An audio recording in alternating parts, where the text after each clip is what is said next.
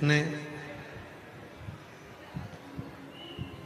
हमेशा संपूर्ण विश्व को औषधि दी है, ऐसे भगवान श्री चंद्रदेव और उन चंद्रदेव को भी एक दिन औषधि की जरूरत पड़ जाती है। शिव महापुराण की कथा कहती है, भगवान शंकर का पवित्र चरित्र कहता है, शिव पुराण कहती है, छोटा हो बड़ा हो, गरीब हो अमीर हो, कोई भी जीवन में किसी की भी जरूरत कभी भी कहीं पर भी पड़ सकती। इसलिए शिव महापुराण की कथा बार बार कहती है कि किसी को हल्का ना समझे, किसी को कमजोर ना समझे। शिव महापुराण की कथा कहती है, आप दूसरे को भी हल्का ना समझे और अपने आप को भी हल्का ना समझे। आप दूसरे को भी कमजोर ना समझें और अपने आप को भी कमजोर ना समझें।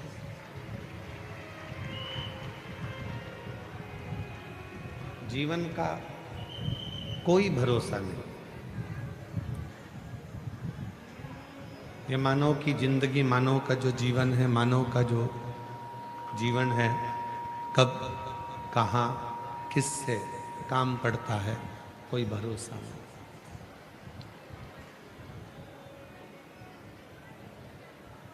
और तेरी कृपा बिना न हिले एक भी अणु, लेते हैं श्वास तेरी कृपा से तनु तनु। बखान क्या करूं मैं राखों के ढेर का, चपटी भभूत में है खजाना कुबेर का। हे गंगाधर मुक्ति द्वार ओमकार तू, भोले ओमकार तू। आयो शरण तिहारी शंभु कार। दो चंदन होते हैं। शिव महापुराण की कथा दोनों चंदन का वर्णन कर रही। एक होता है हरि चंदन, एक होता है शिव चंदन।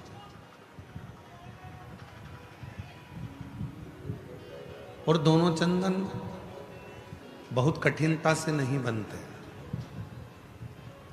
पूर्ण समर्पण के साथ में ये दोनों चंदन का निर्माण होता है। हरि चंदन, तुलसी अपने आंगन में रहती है। तुलसी का पौधा जब सूख जाता है तो तुलसी की जो लकड़ी होती है उसको घिसकर पानी में भगवान को लगाया जाता है। वो चंदन हरि चंदन कहलाता है। और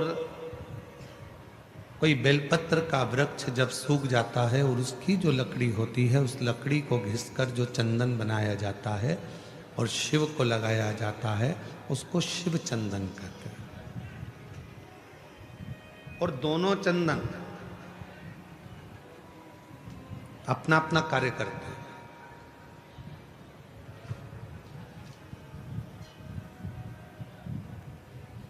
जैसे चंदन लगाते समय 3 उंगली का प्रयोग हम भगवान शिव पर करते हैं,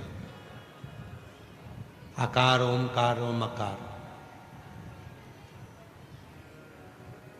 ये 3 उंगलियों का प्रयोग हम शिव जी पे चंदन लगाते समय करते हैं।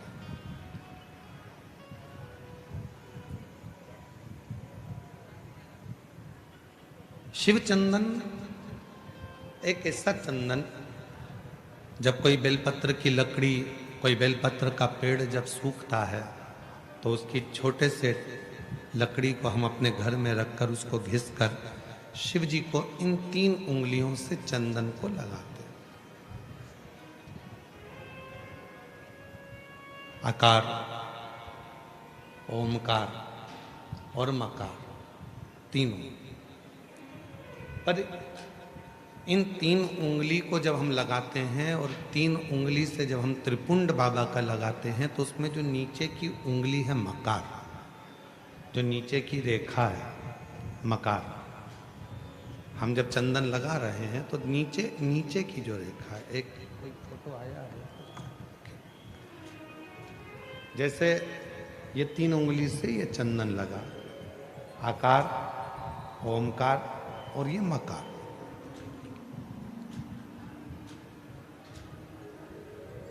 अब दुनिया की दृष्टि में लोगों को लगता है कि चंदन की लकड़ी से जो हमने चंदन लगाया वो भी श्रेष्ठ है, पर बेलपत्र की लकड़ी से जो हम चंदन लगाते हैं, चंदन घिसते हैं और वो भगवान शिव को लगाते हैं, उसमें जो ये मकार वाली रेखा है, जब हम 3 उंगली लगाते हैं तो नीचे की जो मकार की रेखा है उस रेखा का थोड़ा सा चंदन, यदि कितना भी बीमार व्यक्ति है उसके कंठ में अगर वो चंदन मकार की रेखा का थोड़ा सा चंदन उसके कंठ पर लगाना प्रारंभ कर देते हैं तो 15 दिन में वो पलंग पर से उठकर बैठना प्रारंभ कर देता है, कितना भी बीमार क्यों। आकार, ओमकार और मकार, 3 रेखाएं हम चंदन की खींचते हैं। जैसे इसमें 3 रेखा खींची, 3 रेखा। एक हरी चंदन है जो तुलसी की लकड़ी को घिसकर, जब तुलसी सूख जाती है, तुलसी जब सूख जाती है तो उसकी लकड़ी को घिसकर तैयार करा जाता है, उसको हरी चंदन कहते हैं। और वो हरी चंदन भगवान नारायण को, शालिग्राम भगवान को, भगवान नारायण को, भगवान विष्णु को वो हरी चंदन लगाया।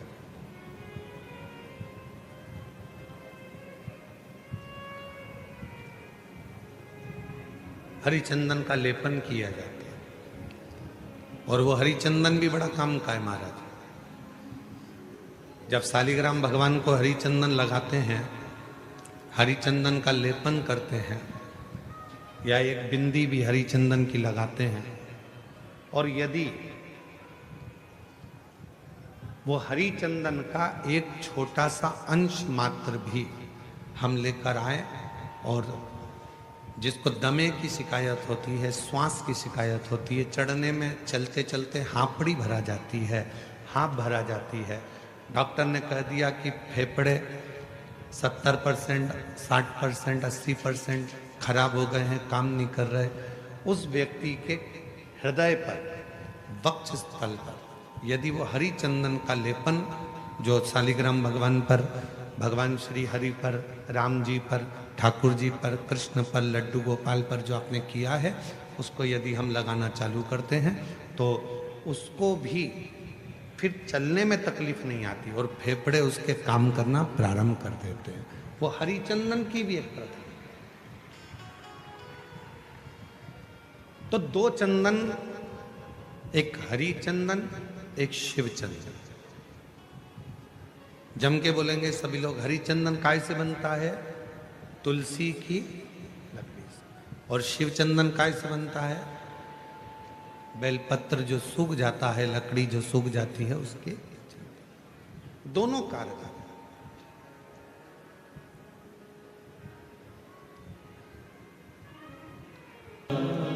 नित्य पूजन का एक फल।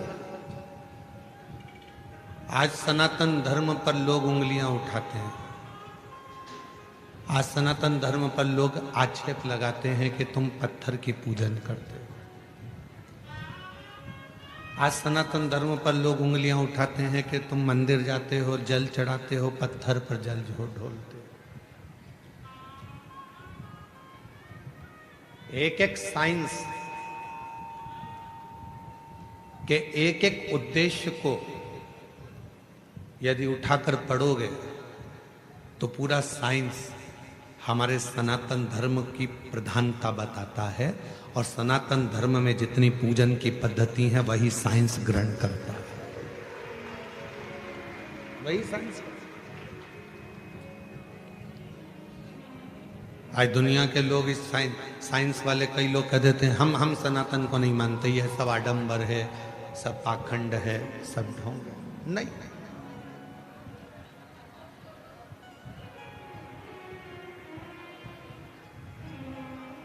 एक समय ऐसा भी आता है डॉक्टर पूरा इलाज करता है, सारी दवाइयां देता है, सब कुछ करता है, और आखिरी में डॉक्टर भी कह देता है कि मैं पूरी कोशिश कर रहा हूं, अब उसके हाथ में। मतलब डॉक्टर को भी मालूम है कि एक डॉक्टर और बैठा है, वो काल अधिपति महाकाल कहीं ना कहीं बैठकर इस कार्य को कर रहा है। एक और बैठा है, कोई संभालने वाला एक और बैठा है।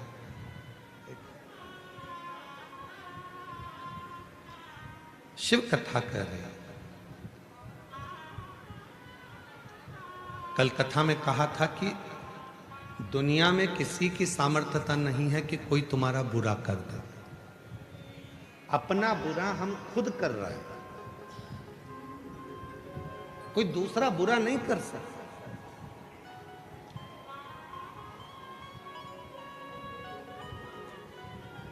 किसी की सामर्थ्यता नहीं हो सकती कि कोई तुम्हारा बुरा कर दे।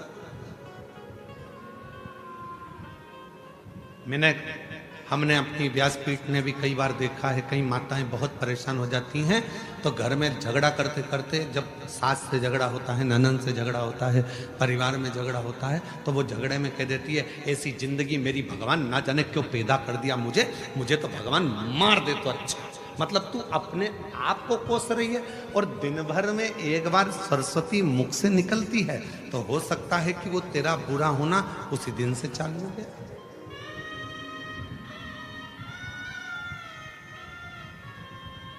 कई बार पुरुष, मेरे जीजा हुन भी जब परेशान हो जाते हैं तो कहते हैं भगवान ये शरीर तो भगवान तूने ऐसा दे दिया। कई माताएं दिन भर बैठी बैठी सोचती रहती हैं कहीं मुझे ये बीमारी तो नहीं हो गई, मेरे शरीर में गठान हो गई, कहीं मुझे ये वाली बीमारी तो नहीं हो गई, मेरे को भोजन नहीं पच रहा तो मुझे ये बीमारी तो नहीं हो गई, मेरी आंखें दुख रही हैं तो आंखों में ये बीमारी तो नहीं हो गई, मेरी कमर से चलते नहीं बन रहा तो मेरा कहीं गुड़िया तो नहीं खसक गया, मेरा घुटने से चलते नहीं बन रहा, मेरा घुटना तो बेकार नहीं हो गया, कहीं घिस तो नहीं गया। प्रत्येक स्त्री पुरुष आज के समय में प्रत्येक व्यक्ति अपने लिए ही बुरा सोच रहा है। मेरे को ये तो नहीं हो गया, मुझे ऐसा तो नहीं हो गया, मुझे वैसा तो नहीं हो गया, और दिन भर वो जब अपने बारे में गलत गलत गलत गलत सोचता है तो उसको अपने आप शरीर में गलत होना प्रारंभ हो जाता है। और जिसने ये सोच लिया कि मुझे कुछ भी नहीं हुआ, फिर तो परमात्मा ऐसी कृपा करता है कि कुछ हो भी रहा होता है तो परमात्मा उसको अच्छा करता है।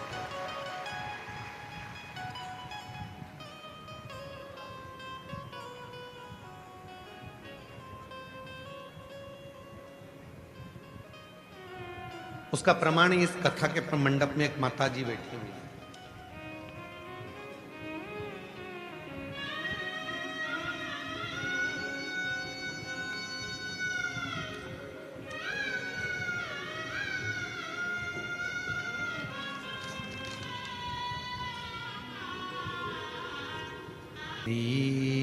कृपा बिना न हिले एक भी अणु, लेते हैं श्वास तेरी कृपा से तनु तनु। बखान क्या करूं मैं राखों के ढेर का, चपटी भभूत में खजाना हे गंगाधर मुक्ति द्वार ओंकार तू, भोले ओंकार तू, आयो शरण बिहारी शंभो द्वार कर तू। बुरा कौन कर रहा है हमारा? हम खुद। किसी दूसरे की सामर्थ्यता नहीं हो सकती जो तुम्हारा बुरा कर। बुरा कर रहे हैं हम हमारा खुद। अच्छा सोचिए, अच्छा विचार करिए, अच्छी सोच रखिए, फिर किसी की सामर्थ्यता नहीं हो सकती कि कोई तुम्हारा बुरा कर।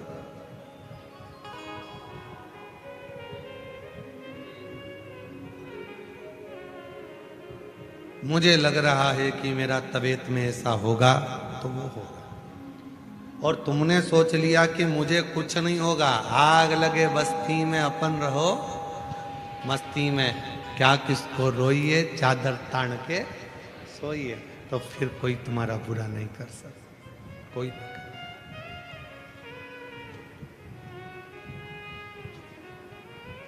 चंद्रदेव की कथा चल रही है। चंद्रशेखर चंद्रमौली शिव महापुराण की कथा चल रही। चंद्रदेव का बुरा लोग कर रहे हैं। दक्ष प्रजापति ने चंद्रदेव को श्राप दे दिया।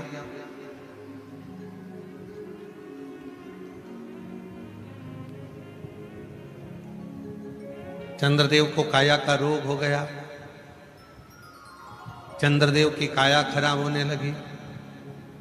लोग कर, पर चंद्रमा को यदि दक्ष प्रजापति का श्राप लगा है तो इसमें गलती किसकी है? चंद्रमा की।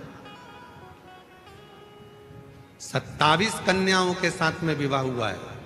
27 कन्याओं को एक दृष्टि से देखना चाहिए, एक दृष्टि। पर चंद्रमा केवल एक रोहिणी को सबसे ज्यादा प्यार करते हैं, प्रेम करते हैं, बाकी के 26 पत्नियों पर ध्यान तक नहीं देते। तो गलती खुद की है, श्राप तो लगेगा। कितना सुंदर प्रसंग आता है, इस प्रसंग पर थोड़ा ध्यान दीजिएगा। एक घर के अंदर 4 भाई रह रहे हैं। चारों भाई कमा रहे हैं, व्यापार भी एक ही है, कमा के भी चारों भाई एक ही जगह पर ला रहे हैं। 4 देवरानी जेठानी उस घर के अंदर रहती हैं। थोड़ा ध्यान देना, बहुत सावधानी से इस कथा का स्मरण करिएगा।